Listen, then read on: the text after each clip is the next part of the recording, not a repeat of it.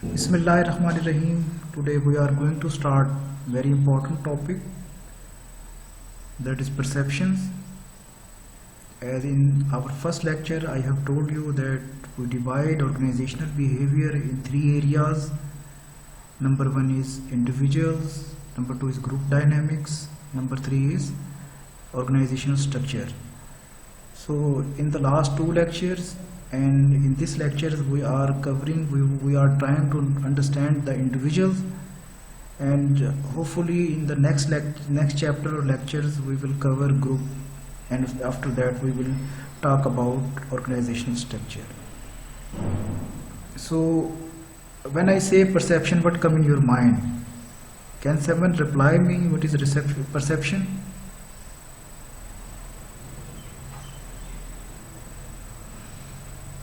Okay, perception, how you perceive something, how someone interpret the situation.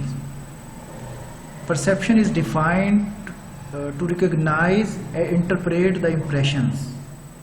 कैसे आपकी चीज़ों को देखते हैं, समझते हैं और उनको मीनिंग्स देते हैं. किसी इवेंट को, किसी शख्स को, किसी साउंड को, किसी चीज़ को टेस्ट के बाद कैसे आपके सेंसरी इम्प्रेशंस जो हैं इन्वायरमेंट स्टिमुलाई से उसको मीनिंग्स देते हैं और आप उससे रिजल्ट्स निकालते हैं. Why it's so important? Because आपका परसेप्शंस क्या करता है, मेक योर बिहेवियर. आपका बिहेवियर आपका परसेप्शन बनाता है. इफ समवन परसीव पॉजिटिवली, उसका बिहेवियर भी पॉजिटिव होगा. इफ समवन परसीव नेगेटिवली, उसका जो है वो बिहेवियर भी नेगेटिव होगा. So it's very important for you people if you will understand this chapter not only as a theory but as practical as well. So it will help you to improve your perceptions. Because of perception you can take good decisions for your life and for the people who belongs to you. So or if you are working as a manager, the perception plays very important role. You can take the wise decision for the growth and prosperity of the organization on the basis of perceptions. And if you misperceive something, you can create trouble for the organization. For example, if you are working as a manager and someone is very hard worker and honest in the organization, but you misperceive him or her. So because of your misperceived decisions, and on the basis of your report which is based on your misperceptions, वो organisation उस शख्स को निकाल सकती है. और एक अच्छे साथी को ऑर्गेनाइजेशन में जो अच्छा काम कर रहा था, आपकी मिसपरसेप्शन की वजह से उसको निकाल दिया जा सकता है. और सिमिलरली अगर आप अच्छी परसेप्शंस के साथ जो है किसी चीज़ को करते हैं तो क्या व्हाट विल हैपन कि वो एक अच्छा डिसीजन सामने आ सकता है. अच्छा, रिसर्च ने ये साबित किया है कि हर एक शख्स की परसेप्शन जो है वो दूसरे शख्स से मुख्तलिफ है.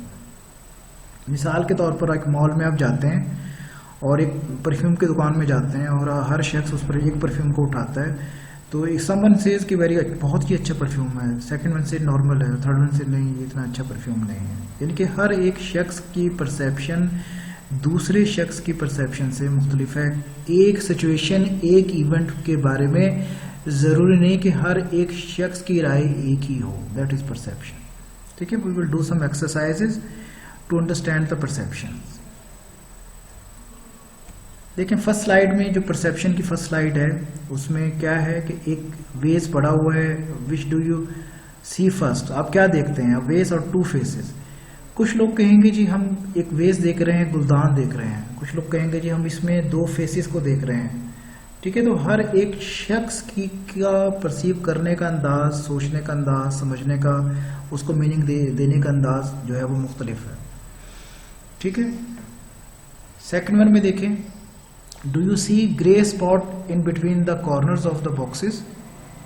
क्या आपको ग्रे स्पॉट नजर आ रहे हैं कॉर्नर ऑफ द बॉक्सेस में? कुछ कहेंगे जी ये तो ब्लैक बॉक्सेस हैं और उसके बैकग्राउंड में जो है वो ग्रे जो है वो बैकग्राउंड है. तो हर एक शख्स जो है वो अपने इसके बारे में मुख्तलिफ एक परसीव करेगा. थर्ड वन में देखें, आप कुछ लोगों को इसके दो हिस्से नजर आ रहे होंगे और कुछ लोगों को तीन नजर आ रहे होंगे. ठीक है, इसी तरीके से जो है वो ये जो आप इसको देखते हैं और आपका सेंसरी इंप्रेशन उसको मीनिंग दे रहा है, दैट इज योर परसेप्शन. अब इस स्लाइड में देखें जिसमें देर आर 3 पीपल, 3 गार्ड्स जो हैं वो खड़े हैं, सिक्योरिटी गार्ड्स। आप हर एक शख्स जो इसको देखेगा, अगर इफ आई से कि बताएं इनकी हाइट में क्या फ़र्क है, कोई कहेगा जी एक छोटा है, दरमियाना और एक बड़ा है, कोई कुछ आंसर करेगा, जबकि इन रियलिटी इन तीनों की हाइट सेम है। जो बैकग्राउंड में जो लाइंस हैं उनकी वजह से किसी की हाइट छोटी और किसी की हाइट बड़ी नज़र आ रही है। अब इस स्लाइड में देखें कि वेरी इंपॉर्टेंट स्लाइड, क्योंकि ऑर्गेनाइजेशनल बिहेवियर की अगर बुक में सबसे ज़्यादा जो है वो यूज़ होने वाली स्लाइड्स बिहेवियर को और परसेप्शन को समझाने के हवाले से। समवन सेज कोई एक प्रिटी टीन गर्ल है जो नज़र आ रही है, कोई कहेगा जी ये तो मुझे कोई बर्फ़ नज़र आ रही है, कोई कहेगा जी ओल्ड लेडी है, कोई कहेगा जी ओल्ड लेडी है और ये टीन गर्ल है, मतलब ये इस पिक्चर के अंदर नज़र आ रहा है। तो ये क्या है, it's all about your perception, कि कैसे देखना, कैसे सोचना, कैसे समझना, कैसे मीनिंग देना और कैसे उसके मुताबिक बिहेवियर का बन जाना, दैट इज़ योर परसेप्शन। अब let's come to the definition of the perception. मैंने आपको बताया था कि how you perceive, how someone interpret the situation और रिकग्नाइज और इंटरप्रेट द सेंसरी इंप्रेशंस। अब इसको हम जब इकट्ठा करते हैं तो इसकी डेफिनेशन बन जाती है। बेसिकली परसेप्शन एक प्रोसेस है by which individual organize and interpret their sensory impression in order to give meaning to their environment। उस environment को meaning देने के लिए ये एक ऐसा प्रोसेस है जो sensory impressions पर बेस करता है, जो interpret करते हैं किसको, meaning देने के हवाले से आपके environment को। यानी कि परसेप्शन एक प्रोसेस है जो थ्रू सेंसरी इंप्रेशन इंटरप्रेट करता है उस इन्वायरमेंट को और मीनिंग देता है, और फिर उसकी बेसिस पर आप उसको रिएक्ट करते हैं बिहेवियर के तौर पर। इसको परसेप्शन कहते हैं। Why is it important? As I told you कि it is very important. Your decisions based on your perceptions, your behaviour be based on your perception. अच्छा, because people behaviour is based on their perceptions of what reality is, not on reality itself. Sometimes we feel that which we are looking, which we are seeing is a reality. That is our perception. But maybe the reality which we consider that is reality is not the reality. जो reality हम समझ रहे हो सकता है कि वो असल में reality ना हो, वो हमारी perception हमें बता रही हो कि ये reality है। ठीक है, the word that is perceive is the word, जिस दुनिया को हम क्या समझते हैं, परसीव करते हैं, एक वर्ड है, दुनिया है। बेसिकली वो एक बिहेवियरली इंपॉर्टेंट है कि how you behave in the world, कि कैसे आप बिहेव करते हैं। लेकिन मैंने आपको बताया your behaviour based on your perception. अब देखिए कुछ लोग क्यों एकदम गुस्सा हो जाते हैं, कुछ लोग जो है वो बिल्कुल खामोश रहते हैं, कुछ लोग जो है वो चीज़ों को बहुत लेट जो है अंडरस्टैंड करते हैं। ये होता यही है कि वो उनकी बेसिकली परसेप्शन प्रोसेस में जो है ये सारी चीज़ें जो है वो उसके ज़रिए ही आगे बढ़ रही होती हैं। अब आ जाए basic elements in the perceptual process. अब हम तो ये समझते हैं कि परसेप्शन प्रोसेस बिल्कुल मतलब कोई मीनिंग नहीं रखता, फौरी तौर पर हम जो देखते हैं वही हमारी परसेप्शन बन जाती है। लेकिन आपको पता चलेगा कि कितनी चीज़ें हैं जो इसके बैकग्राउंड में काम कर रही होती हैं। Number 1, environmental stimuli. Environmental stimuli क्या है? स्टिमुलाई कहते हैं मुतहर्रिक करना। किसी इन्वायरमेंट में आप आए, चीज़ों को मुतहर्रिक चीज़ें वहाँ पर आपने देखी, ऑब्जर्व की। ऑब्जर्व कैसे करेंगे? Observations, you have 5 senses, everyone has 5 senses. 6 sense भी होती है लेकिन वो इससे ज़रा हटकर होती है। ऑब्जर्वेशन में क्या क्या चीज़ें हैं जी? आपकी टेस्ट है, हेयरिंग है, टच है, स्मेल है, साइट है। आप इन 5 सेंसेस की बेसिस पर जो चीज़ें महसूस कर रहे होते हैं वो क्या है, उसके बाद उसके ऊपर क्या चीज़ इफेक्ट करती है? इंटरनल और एक्सटर्नल इन्वायरमेंट। इंटरनल और एक्सटर्नल इन्वायरमेंट के बाद क्या होता है? Perceptual grouping. उस पर अंदर असर, उस परसेप्चुअल ऑर्गेनाइजेशन के अंदर परसेप्चुअल ग्रुपिंग, जहाँ पर आप रह रहे हैं, जिन लोगों के साथ आप काम कर रहे हैं। फिर उसके बाद क्या है? इंटरप्रिटेशंस, कि कैसे वो इंटरप्रेट हो रहा है, क्या उसके अंदर कोई परसेप्चुअल एरर है, ये बिल्कुल ठीक आप उसको इंटरप्रेट कर रही है आपकी सेंसरी इंप्रेशन। सेंसरी इंप्रेशंस कौन सी मैंने आपको बताई? वो आपकी 5 सेंसेस। आफ्टर दैट आप रिस्पॉन्स करते हैं। अब वो रिस्पॉन्स जो होता है दैट इज योर बिहेवियर। अब वो कैसे हो सकता है? वो रिस्पॉन्स वो on the basis of your perception positive भी हो सकता है, वो on the basis of your perception negative भी हो सकता है। So very very important. If people understand this, so then you can realize कि how important these basic elements are for perceptual process. Again environmental stimuli, आप class के अंदर अपने university के अंदर आए, आपने ऑब्जर्व करना शुरू कर दिया with the use of your 5 senses, आपने आपके ऊपर इफेक्ट किया इंटरनल एंड फैक्टर और एक्सटर्नल फैक्टर्स ने। फिर परसेप्चुअल ग्रुपिंग हुई, आपने जो उन लोगों के साथ आप काम कर रहे हैं उन लोगों का असर भी उसके अंदर शामिल हुआ। फिर आपके सेंसरी इंप्रेशन इंटरप्रिटेशन किया। अच्छा, वो लोगों का ग्रुपिंग का कैसे हो सकता है? कुछ लोगों के साथ आप बहुत अटैच होते हैं, कुछ लोगों को हम पसंद नहीं करते, ठीक है, कुछ लोग जो है वो क्लास में अजनबी होते हैं, स्ट्रेंजर्स होते हैं, तो ये सारी चीज़ें भी उस पर असरअंदाज हो रही होती हैं।